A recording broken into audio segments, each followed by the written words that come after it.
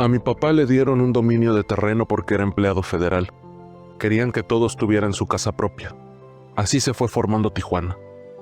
Mi padre decía que allí iban a hacer casa, y mi mamá estaba muy molesta porque vivía cerca de su suegra.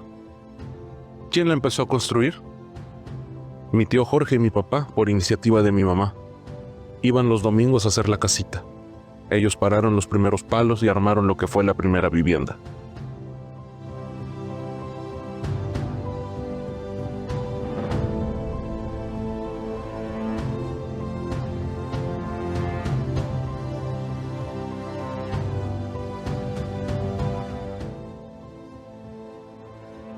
Entre la Segunda Guerra Mundial y la de Corea, mi madre daba clases en la Pensador.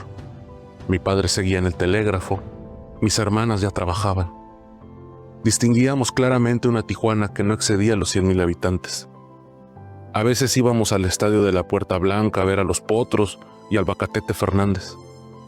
Presentíamos nosotros que en el fondo plano del valle y los cerros se vivían distintos modos de vida.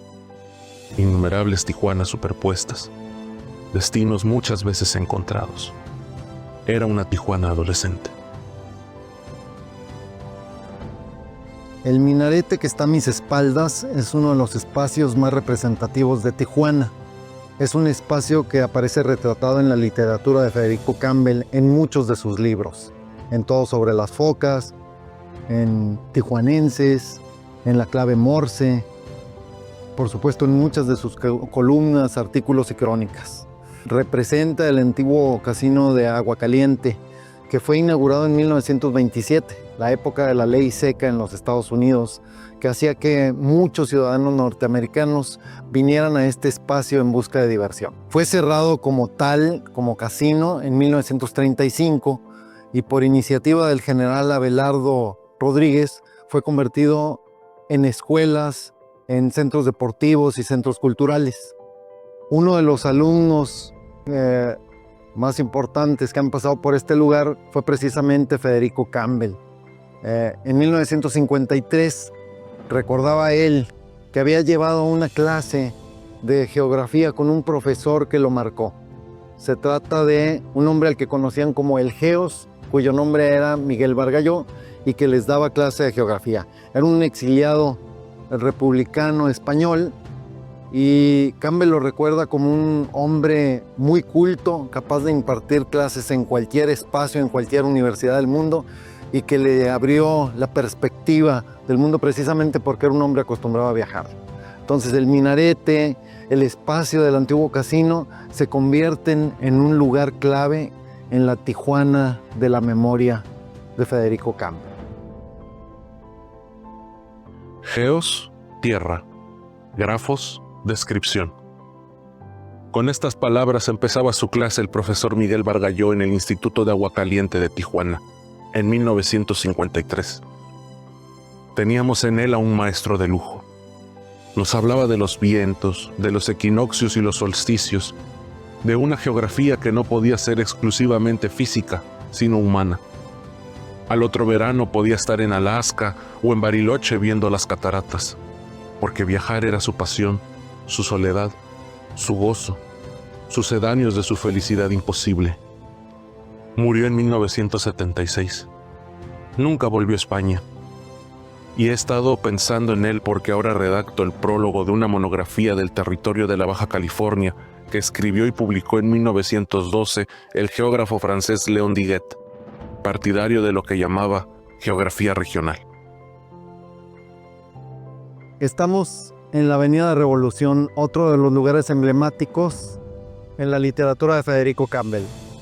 El maestro Campbell siempre fue una persona que se apropiaba de los espacios caminando. Este era uno de sus espacios preferidos para caminar. En varios de sus libros recuerda cómo sobre esta avenida, más hacia atrás, estaba lo que se promocionaba como el bar con la barra más larga del mundo, que era La Ballena, y que era un espacio que su padre solía frecuentar. Estamos en la línea que divide a México de los Estados Unidos. Federico Campbell solía recordar que en una visita a este punto el escritor español Javier Cercas llamó planchas de metal leproso a esto que vemos acá atrás. La frontera con los años ha ido complejizándose. En las crónicas de su juventud, Federico Campbell recuerda que pasar de un lado a otro de la frontera no era una actividad marcada por un paso complicado, sino era apenas un cambio de territorio. Y paradójicamente, con los tratados de libre comercio y con el cambio de dinámicas entre ambos países, el intercambio humano se fue complejizando. Fue uno de los fenómenos que más le llamaron la atención, por supuesto, porque habiendo nacido en 1941, le tocó las dinámicas de guerra, los ensayos y simulacros de bombardeos en San Diego, ocultarse debajo de su cama con las luces apagadas y, por supuesto, la complejización de los fenómenos migratorios. Es así que en libros como Pretexta, como todo lo de las focas y, por supuesto, tijuanenses, vemos retratadas estas dinámicas fronterizas. Al principio nos movíamos en un mismo territorio, en ninguna parte delimitado por la línea internacional. Trasladarse del centro de Tijuana a un cine de Chula Vista no comportaba en la práctica franquear alguna barrera tangible. Era como desplazarse en la misma zona de una cierta cotidianidad que tenía como marco el espacio binacional, sin telones de por medio. Eran los años de la infancia y los primeros de la posguerra, 1946-1952. Aún se sentían algunas secuelas de la reciente conflagración mundial, los apagones antiaéreos de San Diego, y el flujo entre un país y otro era mucho menor que ahora. La ciudad andaba en los 90,000 habitantes, a pesar de que ya no se cruzaba, como en las primeras décadas del siglo, por la Puerta Blanca, cuando los americanos se venían en sedienta manada a echarse el trago que allá les tenía prohibido el presidente Roosevelt con la ley seca. A la vuelta de los años, y paradójicamente desde que entró en funcionamiento el Tratado de Libre Comercio, la muralla metálica y electrónica se ha ido ensanchando y alargando, no como el proyecto de una arquitectura defensiva, no llega a ser arquitectura, sino como resultado de un constructivismo burdo, pragmático y estratégico.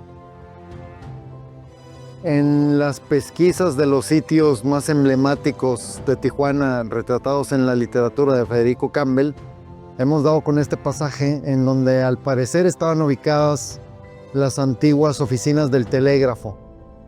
Hoy es el mercado conocido como Popo. Recuerdo a Federico Campbell en la clave Morse y en algunas de sus crónicas que su padre trabajaba aquí, trabajó muchos años aquí como empleado de telégrafos. Y recuerda a Federico Campbell que solía venir aquí sobre todo los días de quincena para pedirle a su padre que le invitara una nieve. Con el paso del tiempo, fueron las oficinas de redacción de los periódicos y las revistas en las que trabajó los ambientes que más le recordaban el trajín de las oficinas de telégrafos. Y solía decir que al final él había repetido el empleo de su padre, porque se dedicaba a transmitir ideas ajenas y plasmarlas en texto. Y estamos ahora en el Centro Cultural Tijuana, concretamente en la Estación Vizcaíno, porque aquí está enclavada otra de las presencias físicas importantes en la Tijuana de Federico Campbell. Y estoy acompañado por el periodista cultural Jaime Chaides, que tiene ya 40 años de trayectoria como periodista profesional, 30 años haciendo radio y 20 años haciendo Suplemento Cultural Identidad. Y cuéntanos, Jaime, a ver, ¿qué relevancia tiene este espacio para Federico Campbell? Federico era un chamaco de 20 y tantos años, tierno, en los años 60, y Rubén Vizcaíno ya era todo un promotor cultural que tenía espacios en la UABC, en el Mexicano, en Acción Cívica, y se dio cuenta de que Federico podría ser un gran escritor. Entonces lo impuso, le dio todo el apoyo posible, y después se fue a España, Federico, pero nunca perdió contacto ni con la ciudad ni con Vizcaíno. Y bueno, pues fueron una dupla, una pareja, el hombre maduro con el jovencito que prometía mucho. Estamos justamente junto a la escultura que representa a Rubén Vizcaíno, como fundador de instituciones culturales para Tijuana. ¿Qué representa Vizcaíno?